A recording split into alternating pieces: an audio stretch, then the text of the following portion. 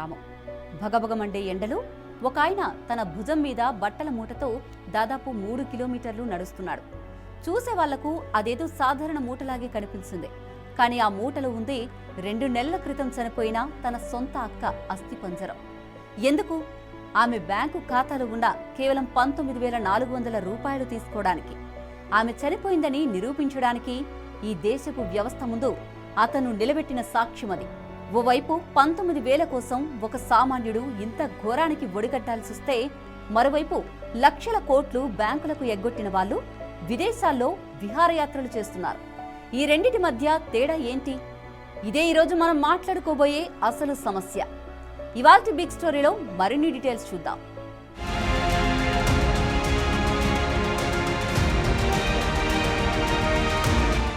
ఒడిశా కెందుఝర్ జిల్లా దియానాలి అనే గిరిజన గ్రామం.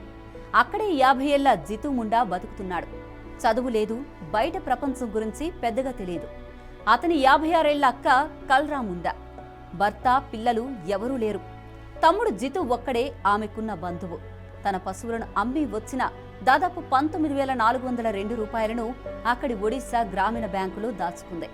ఆ డబ్బే తన చివరి రోజుల్లో ఉపయోగపడుతుందని అనుకుంది.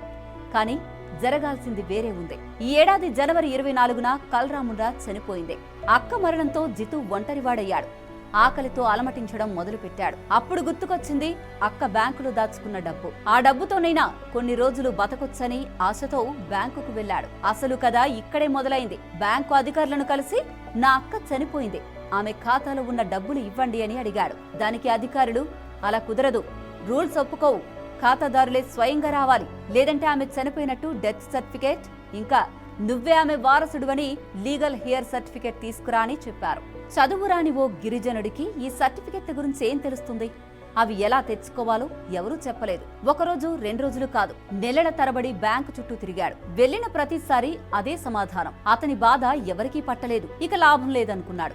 ఈ సిస్టంకు చెవుడు, దానికి వినపడాలి అంటే ఏదైనా షాకింగ్ పని చేయాలి అనుకున్నాడు. తన అక్క చనిపోయిందని చెప్పడానికి ఇంతకంటే పెద్ద సాక్ష్యం ఏముంటుంది అనుకున్నాడో ఏవో. డైరెక్ట్ గా అక్కను పూడ్చిపెట్టిన చోటుకు వెళ్లాడు. తన చేతులతోనే సమాధిని తవ్వాడు. అస్థిపంజరంగా మారిన అక్క అవశేషాలను ఒక బట్టలో చుట్టాడు. ఆ మూటను భుజాన వేసుకుని మండుటెండలో 3 కిలోమీటర్లు నడిచి బ్యాంకు మెట్లెక్కాడు. బ్యాంకులోకి వెళ్లి ఆ మూటను టేబుల్ మీద పెట్టి, ఇదిగో నా అక్క చనిపోయిందని నమ్మలేదా, ఇప్పుడైనా డబ్బులిస్తారా అని అడిగాడు. ఆ సీన్ చూసి బ్యాంకులో ఉన్న వాళ్ళంతా షాక్ అయ్యారు. కొందరు భయంతో వణికిపోతే మరికొందరు ఆ పేదోడి ఆవేదన చూసి కన్నీళ్లు పెట్టుకున్నారు. భయపడిపోయిన బ్యాంకు సిబ్బంది వెంటనే పోలీసులకు ఫోన్ చేశారు. పోలీసులొచ్చి జితుకు నచ్చజెప్పి సమస్య పరిష్కరిస్తామని హామీ ఇచ్చారు. ఈ ఘటన సోషల్ మీడియాలో వైరల్ అవడంతో దేశమంతా దీని గురించే మాట్లాడుకుంది. చివరికి జిల్లా అధికారులు కలుగు చేసుకుని అతనికి డెత్ సర్టిఫికేట్ ఇప్పించారు. అంతేకాదు, ఆ 19,402 రూపాయలను అందజేశారు. జిల్లా రెడ్ క్రాస్ ఫండ్ నుంచి మరో 30,000 రూపాయల సాయం కూడా అందించారు. డబ్బులైతే వచ్చాయి, కానీ దానికోసం అతను పడిన అవమానానికి, మానసిక క్షోభకు వెలకట్టగలమా? ఇదే జితు ముండా కథ.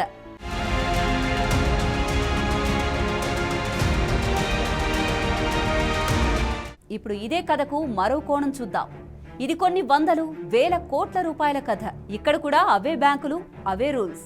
కానీ ఎందుకో ఆ రూల్స్ ఇక్కడ అంత గట్టిగా పనిచేయవు. గడిచిన 5 ఆర్థిక సంవత్సరాల్లో మన దేశంలోని ప్రభుత్వ బ్యాంకులు దాదాపు 5.82 లక్షల కోట్ల రూపాయల మొండి బకాయిలను రద్దు చేశాయి. ఒక్క 2024-25 ఆర్థిక సంవత్సరంలోనే రద్దు చేసిన మొత్తం 91,260 కోట్లు. 2014 నుంచి 15 వరకు చూసుకుంటే ఈ మొత్తం 14.56 లక్షల కోట్లకు పైనే ఉంటుంది. ఈ నంబర్లు వింటుంటేనే మైండ్ బ్లాక్ అవుతుంది కదూ. ఈ రద్దు లేదంటే రైట్ ఆఫ్ అనగానే అప్పు మాఫీ అయిపోయిందని అనుకోకండి. అదో అకౌంటింగ్ ట్రిక్ అంతే. బ్యాలెన్స్ షీట్ క్లీన్ గా కనపడడానికి బ్యాంకులు వేసే ప్లాన్. రికవరీ చేస్తామని చెప్తారు, కానీ గత 5 ఏళ్లలో ఇలా రద్దు చేసిన మొత్తంలో కేవలం 28% మాత్రమే తిరిగి వసూలు చేయగలిగారు. మరి మిగిలిన 72% డబ్బు సంగతేంటి? గంగలో కలిసిపోయినట్టేనా? ఈ లక్షల కోట్లు ఎగ్గొట్టింది ఎవరు?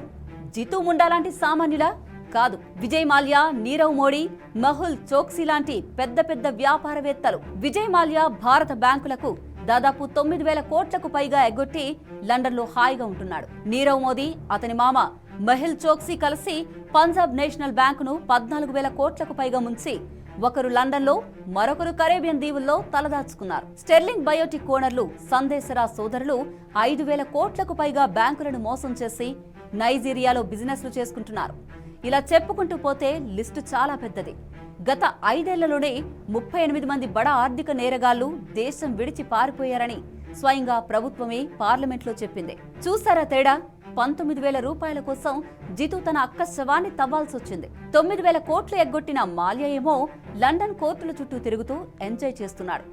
జితుకు డెత్ సర్టిఫికెట్ ఇవ్వలేదని డబ్బులు ఇవ్వమని బ్యాంకులు ఈ బడాబాబులకు 1,000 కోట్లు ఎలా ఇచ్చాయి? వాళ్ళు దేశం విడిచి పారిపోతుంటే మన వ్యవస్థలు ఏం చేస్తున్నాయి? ఇదంతా చూస్తుంటే ఒకటే అనిపిస్తుంది, మనం ఉంటున్నది ఒకే దేశంలోనా లేక 2 వేర్వేరు దేశాల్లోనా? ఇక్కడ పేదోడికి ఒక న్యాయం, పెద్దోడికి మరో న్యాయం ఉందా? పేదవాడి ఇండియాలో ప్రతి దానికి ఆధారం కావాలి, ప్రూఫ్ కావాలి. రేషన్ కార్డు కావాలి అన్నా, పెన్షన్ రావాలి అన్నా, చివరికి చనిపోయాక రావాల్సిన డబ్బుల కోసం కూడా నెలల తరబడి ఆఫీసుల చుట్టూ తిరగాలి. జితు విషయంలో అదే జరిగింది. అతనికి దారి చూపించే వాళ్ళు లేరు. రూల్స్ పేరు చెప్పి అధికారులు అతన్ని తిప్పించుకున్నారు. అతని ఆవేదన అర్థం చేసుకునే మానవత్వం ఎవ్వరిలోనూ లేదు. ఇది జితు ఒక్కడి కథ కాదు, ఈ దేశంలోని కోట్లాది మంది పేదల వ్యథ.